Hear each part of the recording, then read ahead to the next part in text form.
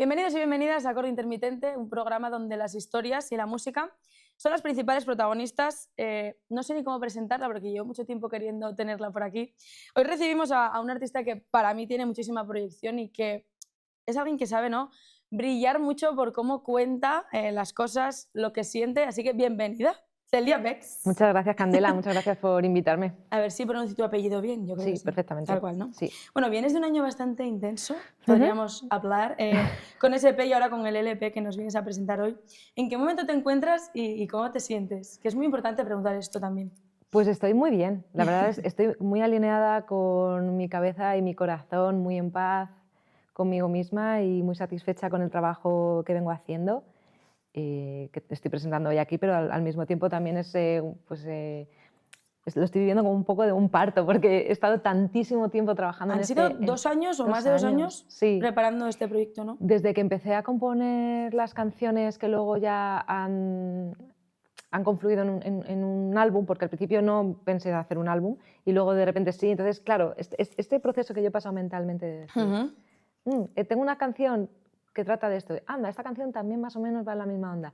Hasta que yo decidí hacer un álbum, pues tuve que pasar un proceso. Entonces ahora como que también lo estoy disfrutando, ¿no? Todo eso, como ha terminado. ¿Cuál fue ese clic, ¿no?, que te hizo para querer crear un álbum más grande? Porque al final es como un proyecto que lleva mucho tiempo. Sí, creo que cuando me di cuenta de que ya llevaba 3 o 4 canciones compuestas de madrugada, para mí empezó todo a tener un sentido más como... No es un disco conceptual, pero sí el concepto o el hilo conductor es el insomnio, entonces, que es la canción también, Insomnio es la canción que abre el disco. Entonces, cuando ya tuve 4 canciones compuestas de madrugada, dije, vale, igual esto se va pareciendo como a un proyecto más grande, algo Que tenga un más... hilo conductor, ¿no?, Claro, también. entonces, Ujú. pues como pasé una etapa de muchísimo insomnio, muchísimos meses, pues ya como que sí que me lo empecé a poner un poco como deberes. Lo primero fue un poco fortuito y luego ya dije, sí, tengo que componer canciones así un poco ensoñadas. Yo creo que por eso el disco suena tan envolvente y tan místico. Ujú. Luego escucharemos un poquito, porque obviamente lo quería ver contigo. Está formado por 12 temas. Ujú. No necesitamos saberlo todo, se llama el disco. Y bueno, luego hablaremos más en profundidad, pero ¿cómo está siendo la acogida y cómo crees que está conectando la gente con estas nuevas canciones? Está siendo un estreno muy bonito, muy paulatino también. O sea, ojalá haberlo mega petado y haberme hecho viral, pero creo que también hay muchas cosas bonitas de que eso no pase, Ujú. porque puedes medir con más exactitud cómo va calando y a quién le va calando el disco. Y yo creo que lo que sí que me llega mucho es que mucha gente me dice que es un disco que les hace sentir muy acompañados. Qué bonito. Entonces, si yo le curo la soledad a alguien con mi música, pues ya he triunfado, la verdad. Hay una portada como súper colorida, ¿no? ¿Por qué has elegido esta portada? Es como mi brazo izquierdo, que está como Creo que no te había escuchado hablar de esto. No me lo han Pues preguntado, pero mira, mi brazo, pues tengo sí. tatuado el universo así, parte de él. Y, como es una portada que me da mucha paz y es lo que yo quería transmitir, estar en paz con una misma, ¿no? Pues es un disco que está muy cargado de emociones, pero al mismo tiempo es un disco de muchísima aceptación, de, bueno, tengo estas emociones dentro de mí, conviven muchas realidades dentro de mí, pero las acepto. Y la portada, es un dibujo que la ha hecho un artista norteamericano, Ujú. maravilloso, se llama Jorge Burke. Pues somos mi perro y yo paseando, yo con un café en la mano, con los ojitos cerrados, paseando por el universo. Entonces, a mí esa portada ya me transmitía como, Tranquilidad, esto es ¿no? yo lo que necesito Ujú. para ser feliz y yo estoy bien conmigo misma. Y bueno, pues el ruido de fuera es el ruido de fuera. Bueno, con 5 minutos hablando contigo me ha servido para conocerte un poco, pero para que nuestra audiencia te conozca, es la primera vez que estás por aquí. ¿Cómo llega la música a tu vida y cuándo decides empezar a dedicarte a esto? Yo nunca decidí que fuese mi trabajo Ujú. y afortunadamente he conseguido que lo sea. Y también desafortunadamente me ha pasado que ha empezado a ser mi trabajo, bueno, hace ya años, ¿no? Por una parte, pues empecé muy de niña por puro hobby y me mantuve por puro hobby muchísimos años y cuando me quise dar cuenta estaba viviendo de ello, pero nunca fue una cosa de yo tengo que triunfar, yo tengo que conseguir comer de esto. O sea, yo habría continuado haciendo música de no haber vivido de esto. Pero sí que es verdad que sin el apoyo de mi familia habría sido imposible. Te iba a hablar de esto ahora porque bueno, te comentaba fuera de cámaras, Sí. hace nada en un programa de tele Mm. entró tu abuela, ¿no? En directo. ¿Qué significa para ti que estén ahí contigo? Eso es lo más importante de todo, quizás. Pues es que voy a caer en los tópicos, pero es que yo no sería quien soy a día de hoy si no fuera por el apoyo que he tenido. A mí, como siempre se me ha tomado tan en serio, Ujú. yo he podido tomarme en serio a mí misma, porque yo cuando quise empezar a tocar, que mi primer instrumento fue la batería y lo dije en casa, nadie se rió de mí, sino que se me dieron herramientas, se me apuntó a la escuela municipal, tardé muchísimos años en tener mi propia batería, ¿no? Pero bueno, iba a un lugar humilde, pero muy trabajado, a estudiar, a aprender, a descubrir las inquietudes, no sé cómo, a explorar esas inquietudes que yo tenía. Y claro, a mí se me miraba siempre en casa, mis padres, mis abuelas, mi hermana, o sea, mis tíos, todo el mundo me miraba como con una seriedad de, vale, pues si esto es lo que quieres hacer, pues como quien se apunta a pintura o quien se apunta a fútbol, ¿no? Pues a mí se me trataba con seriedad. Ujú. Y si yo venía con una canción compuesta, aunque fuera chapurreo, se me hacía caso. Y yo he de decir eso, que el hecho de que me hayan valorado eso, o que, que nadie se riera de mí, o que dijeran, "Ay, ya se le pasará, es una Sí, que etapa". quizás el mundo de la música pues, se toma un poco a veces ¿Qué como va? broma. Siempre se me dieron herramientas, y luego con el piano, y luego con la guitarra, y luego cuando en la adolescencia empezaba a tener mis grupillos y dábamos conciertos para 20 personas, pues entre esas 20 personas estaban mis padres. Eran y son unos imprescindibles. Entonces, creo que es tan importante que te tomen en serio cuando te propones hacer algo tan atípico, porque ahora a lo mejor es más típico, pero estamos hablando de que yo empecé a tocar la batería en 1996 o No había ni 97. nacido yo. Claro, es que yo tenía 6 o 7 años y ahora hay baquetas para niños y sets de batería para niños, pero yo en ese momento no había. Era una batería de adulto con unas baquetas cortadas por mi padre en el garaje. O sea, y así de en serio se me tomaba. No quería dejar pasar la oportunidad tampoco de hablar contigo sobre una cosa que me interesa mucho hablar contigo porque, aparte de ser mujer, estás en la industria. Tienes un podcast que se llama Supersónica, el cual yo sigo, o sea, soy Muchas bastante fan, o gracias, sea que, bueno, lo primero de todo me encanta. muchas gracias. En el que, entre otras cosas, no hablas con gente, como estoy hablando yo contigo, sobre todo Ujú. del panorama musical, para conocer un poco más sus carreras, pero también habláis sobre la industria musical. ¿Qué visión tienes? Lo que quieras hablar, bueno, has tenido una situación hace poco, tal, pero lo que quieras hablar, ¿qué visión tienes sobre la industria, ¿no? Y cómo lo vives tú desde dentro, sobre todo siendo mujer? Buen tema ese. Creo que a rasgos generales la industria musical, al menos la que yo conozco, la española, es una industria musical muy tóxica y muy opaca. Y mi propósito con el podcast no es otro que conocer testimonios de gente que está dispuesta a hablar de cosas un poquito incómodas. No es ni salseo, ni polémica, ni clickbait, ni nada de eso. Es hablar de cosas que La ocurren, realidad. como que sigue siendo un mundo muy machista, los carteles de los festivales siguen copados por hombres, es muy difícil, vamos, el techo de cristal, las mujeres lo tenemos aquí, y luego también no solo las mujeres, los proyectos emergentes, pues cada vez se les da menos voz, cada vez es más difícil destacar, porque cada vez hay más proyectos y cada vez se dan menos oportunidades a proyectos emergentes. Entonces, es una pregunta muy interesante que no puedo contestar de una manera breve, pero sí decir que el podcast tiene como objetivo visibilizar realidades de las cuales la gente suele evitar hablar. ¿Cómo surge el podcast? Pues cuando se acabó mi etapa en La La Love You, yo lo pasé súper mal. Bueno, a mí me habían diagnosticado depresión antes, durante, bueno, pues lo estaba pasando mal. Y mi amiga Cristina Herrero, que es con quien hago yo el podcast, es íntima amiga, me vio mal, me vio muy perdida, me vio muy hundida y me dijo, oye, tú tienes que hacer como algo que te motive, que no sea exactamente hacer música, pero que tenga que ver con la música. Y yo, como me dedico a cosas de vídeo, de foto, yo te voy a ayudar, vamos a hacer algo juntas. Y ella fue la que vino con la idea del podcast. O sea, el podcast, la idea original es de Cristina Herrero, y fue ella quien me puso delante de la cámara y me dijo, a ver, ¿de qué quieres que hagamos el podcast? Y yo dije, bueno, pues entonces, ya que estoy en esta situación, sí, a lo mejor visibilizar que hay luces y hay sombras también en esta industria. Y aquí, hasta aquí hemos llegado, que llevamos como 65 entrevistas publicadas en casi 3 años. Y vamos, ha sido todo gracias a mi amiga. Quizás has llegado al punto como de la Celia más madura, tanto en composición como en Es que yo siempre he sido... lo que estás creando ahora. Yo no sé si es que he sido siempre una niña muy seria. Y Ujú. entonces he sido una joven muy seria y soy una adulta muy seria. O sea, como luego no, pero la madurez es una cosa como que siempre me ha acompañado. Siempre creo que he sido muy precoz, más que madura. Y no sé si lo llamaría madurez, pero es calma. Ujú. Estoy muy en calma. Y ahora, por ejemplo, que llevo ya 3 años con el podcast y ya hace casi, en febrero hará 3 años que salí de La Love You, yo no me encuentro igual. He hecho mucho proceso del duelo, estoy muy en paz con cosas con las que antes no lo estaba, y entonces también creo que hay un proceso natural, no sé si lo llamaría madurez, pero creo que es un poco que dejar pasar el tiempo y que se Totalmente, el coloquen paso del las tiempo. cositas. Sí. Bueno, saliste de La Love You Sí. y te embarcaste, ¿no? Bueno, has tocado con más gente, obviamente, pero estás con tu carrera en solitario. Lo retomé porque yo había sacado un disco en solitario en Ujú. 2013, primero, sí.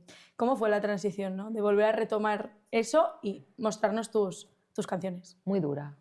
Fue muy difícil porque yo no habría querido que mi etapa en La Love You se acabase.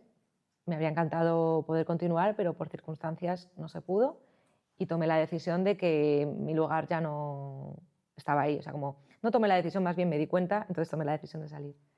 Me di cuenta de que ya había cumplido una etapa, de que allí no podía ya ser yo misma y tampoco salí de allí diciendo, "Buah, voy a hacer mi proyecto en solitario a tope, voy a retomarlo todo", porque no salí con muchas ganas de hacer música, la Por verdad. lo que sea. Pero bueno, al final lo llevo dentro de mí y es mi manera de expresarme, mi manera de comunicarme y mi manera de entender la vida. Y me he dejado mucho fluir, pero he tenido que ser muy paciente y también muy tolerante con muchas emociones. Bueno, vamos a escuchar un trozo de Fantasmas. La he elegido porque me encanta el videoclip, ahora hablaremos de él también, pero en este proyecto no tan personal, ¿cómo dirías que se define ese universo de Celia musicalmente hablando? Creo que todo flota en muchísima nostalgia, pero no en pesimismo tampoco, ni en desidia, ni en tristeza. Creo que hay un halo de nostalgia que envuelve todas mis canciones y estoy intentando despegarme un poco de eso en lo que voy componiendo ahora nuevo. Pero sí, creo que esa es la cosa en común que tienen todas las canciones, que suenan un poquito a nostalgia. Vamos a ver un trozo del videoclip de Fantasmas y ahora comentamos. Me acompañan los fantasmas de mi habitación. Cuando no aparecen les echo de menos.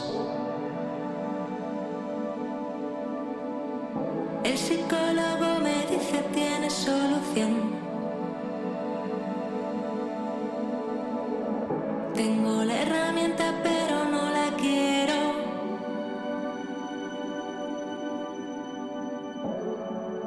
¿Qué alternativa tengo sin otra que creer que existen los fantasmas?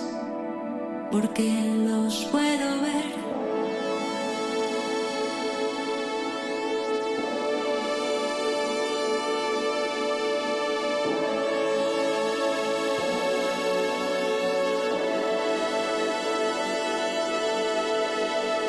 Me acompañan los fantasmas de mi habitación. Cuando no aparecen les echo de menos. El psicólogo me dice tiene solución, pero no la quiero, pero no la quiero. Pero no la quiero, pero no la quiero. Pero no la quiero, pero no la quiero. Bueno, estás jugando con muchos sonidos, ¿no? Tanto guitarras, sintes. ¿Cómo fue para ti la producción de este disco y qué te llevas de ese proceso? Me lo pasé tan bien Me lo puedo grabándolo, imaginar. me lo pasé tan bien. Fue muy bonito, fue muy intenso, fue muy duro, pero tuve la ocasión de jugar con los sintetizadores analógicos de Guillermo Mostaza en Alamo Shock, que tiene, yo no sé cuántos tiene, pero igual tiene 30, Ujú. y todos de los años 80, y por eso también el disco suena tan especial. Es todo analógico. ¿Qué aportó Guille, ¿no? a esa producción? Muchísimo. Vamos, diría que el universo de este disco lo hemos creado al 50% cada uno porque las canciones sí que las traje yo muy preparadas desde casa, estaban muy preproducidas, pero al final ese halo envolvente que a mí me faltaba, que no sabía por dónde tirar, no me había hecho clic en la cabeza el decir, ¡guau, es aquí!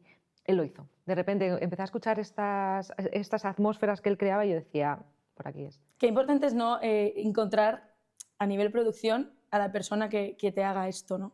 A nivel producción y a nivel todo, creo que es importantísimo rodearse de gente que te aporta, que es creativa y de la cual puedas aprender. Es muy importante. Bueno, como nos queda poquito tiempo, soy una persona de escucharme los discos en orden, ¿no? Y analizar, Me alegro, bien. porque por algo están en ese orden, o Sí, suelen estar. Sí, sí, ¿A que sí? totalmente.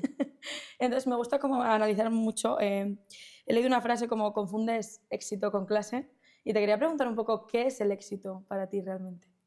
Cuando compuse Autocrítica, que Eso es. esa frase es de la canción Autocrítica, esa canción tiene nombres y apellidos y es un ataque de rabia hecho canción. Pero sí que la frase de tienes un problema de base, confundes éxito con clase. Yo prefiero tener clase que éxito. Prefiero mantener la elegancia y el saber estar y el que cuando yo me voy de un sitio digan, esta tía es de puta madre, antes que piensen, buah, esa tía lo está petando. A mí no me aporta nada irme de un sitio y que digan, ¡guau, cómo lo peta! Pero sí que dejar ese pozo en la gente de, joder, pues con esta tía me tomaría un café, ¿sabes? Para mí el éxito es eso. Es el disco de las colaboraciones. Bueno, tampoco hay tantas, pero sí, hay Bueno, pero hay colaboraciones muy guays. Tienes Sí. a Chica Sobresalto, Nena Conte, Sí. Fran Perea. Vas a trabajar... Jordana B. Y Jordana B. Vas a estar con Fran Perea Sí. en su gira. ¿Cómo afrontas esto? Y sobre todo, ¿cómo ha sido trabajar con todas estas personas increíbles? Bueno. Que algunos hemos tenido por aquí, ¿eh? Una fantasía todo, te puedes imaginar, menudas colaboraciones de ensueño, Sí. además totalmente orgánicas porque quiero mucho a todas estas personas y todas estas colaboraciones han salido de estar tomando una caña y decir, oye, tengo Son esto. los mejores momentos, eso sí. Claro. Y entonces también, pues cuando ahora me han dado la oportunidad de telonear a Fran Perea, imagínate que no hay nada malo en decir telonear, por cierto, que a la gente le cuesta mucho, no pasa nada, soy la telonera de Fran Perea, ¿qué hay de peyorativo Y es un en eso? honor enorme, supongo. Hombre, claro. Quiero decir, Pero es que no hay nada peyorativo, no hay nada... Es que ¿cómo me voy a ofender de que... Pues soy la telonera, sí. Pues lo afronto con muchísima ilusión. Vamos, es que tengo unas ganas, voy a estar visitando 20 ciudades en el 2026, porque ahora se han anunciado unas fechas, pero se van a anunciar más. ahí lo dejamos, ¿eh? Sí, Esto es una... spoiler alert. Bueno, vas a estar cantando, de hecho, Primavera, que es Sí. la que tienes con él, pero presentaste este disco en Madrid, en un Sí. concierto que estaba sold out. ¿Cómo fue? ¿Qué significó Muy para ti bonito. arrancar esta etapa nueva así? Pues hacer sold out es una cosa un poco Es heavy. una palabra grande, ¿no? Es una palabra Ujú. grande. También parece que a día de hoy, si no haces sold out, como que no ha ido nadie a verte al concierto. No. O sea, hay conciertos multitudinarios que no hacen sold out, pero fue muy emocionante ver a la gente cantar las canciones que ya se sabían, pero también recibir las canciones que no. Fue como un momento ahí de decir, mira, esto es lo que voy a sacar, esto todavía no está fuera, va a salir en unas horas y espero que lo acojáis con mucho cariño. En Y los así directos fue. hay un cierto momento de no saber qué pasa, ¿no? Porque también estás expresando lo que tú vives. Sí, y además que las canciones que yo canto son muy autobiográficas, Claro. entonces me abren heridas. Bueno, has estado tocando por muchísimos sitios, has cruzado el charco. Varias veces. ¿Cómo es esa experiencia? Bueno, el disco de hecho está hecho entre México y España, si no me equivoco. Eso es el EP. LP. El EP que saqué Ujú. en marzo, lo que hacía mientras dormías, ese está hecho entre México y España. Pero bueno, voy a estar yendo a México continuamente, o sea, hay mucha inspiración mexicana en este álbum también, porque llevo yendo ya años a México por lo menos 1 o 2 veces al año, y también he estado en Chile, he tocado en Japón, he estado de gira en Japón, he hecho muchísimas cosas maravillosas, pero la verdad es que México es un país que a mí me ha dado mucho a nivel personal y a nivel creativo, y es increíble. Ujú. Este es tu tercer álbum. Sí. Como decía antes, marca un poco un antes y un después, ¿no? En tu carrera. ¿Hay alguna canción con la que te quedes? Es como elegir entre 3 hijos, ¿no? Lo tengo clarísimo. 12 hijos. Yo ¿Lo tienes clarísimo? Sí. Nunca nadie me había dicho esto. Yo creo que Interestelar debe ser la canción, para mí es la joya de la corona. ¿Y por qué? Pues porque es un monólogo interior. Es la única canción que sí que me molesto en explicar de qué va, porque nunca lo hago. Adelante. Y en este caso, como es tan raruna la canción, si la escuchas o la has escuchado y no sabes por qué la escribí, a lo mejor no te cala igual que si sabes que es un monólogo interior y que en realidad le he hecho una canción a mi voz interior, a mis pensamientos intrusivos. Esto que te dicen siempre, que hay que hablarse bien, cómo te hablas, refleja en tu cuerpo, en tu alma, en todo se refleja, pues esa canción es mi voz interior, es un monólogo interior. Entonces es una canción especialmente dura y especialmente rara, pero estoy muy contenta de cómo ha salido. Y también expresarlo, ¿no? Todo Sí. eso. Y evito tocarla en directo, ¿eh? ¿Y eso? Porque me duele. ¿Te duele? Sí. Al final no solamente es lo que está en mi cabeza, sino es verbalizar. Entonces es directamente, es una canción extraída de mi cerebro sin filtro. Entonces es durilla, intento no tocarla. Bueno, os voy a dejar con Celia en acústico, que yo tenía mucha gana también de que nos cantases aquí. Antes de despedirnos, quiero que mires esta cámara, esto lo hago siempre al final de los programas. ¿Qué le dirías a una persona que quiere empezar a dedicarse a esto? Que no vaya con ninguna pretensión. Que quien se quiera dedicar a la música lo haga porque le apetezca hacer música y sea capaz de estar igual de ilusionado tocando para 20 personas que para 20.000, porque si no te vas a frustrar muchísimo. Nos quedamos con eso. Os voy a dejar con Primavera. Muchísimas gracias por venir, siempre que quieras volver, es tu casa. Lo haré. Así que muchísimas gracias. Os dejo con Celia Bakes. No olvidéis que la música está en todas partes y la música nos cura, especialmente en nuestros peores momentos. Hola, ¿qué tal? Soy Celia Bakes y venía preparada para cantar Primavera, pero me han hecho cambiar de opinión y voy a cantar Autocrítica. No consigues comprender que lo voy a hacer aunque tú no quieras. Te toca verme bailar. Mírame, mírame, tienes un problema de base. Confundes éxito con clase, conmigo no te sobrepases. Mírame, mírame, ropita de marca, dientes afilados, lengua de serpiente, pelito planchado, manipulador, traidor narcisista, me toca bailar, despeja la pista. Un poquito de autocrítica, un poquito de autocrítica, un poquito de autocrítica, un poquito de... Tienes un problema de base, confundes éxito con clase, conmigo no te sobrepases. Mírame, mírame, tienes un problema de base, confundes éxito con clase, conmigo no te sobrepases. Mírame, mírame, no consigues comprender que lo voy a hacer aunque tú no quieras. Te toca verme bailar. Mírame, mírame, no consigues comprender que lo voy a hacer aunque tú no quieras. Te toca verme bailar. Mírame, mírame.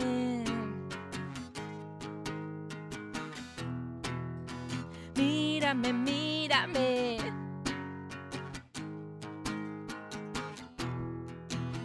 Mírame, mírame.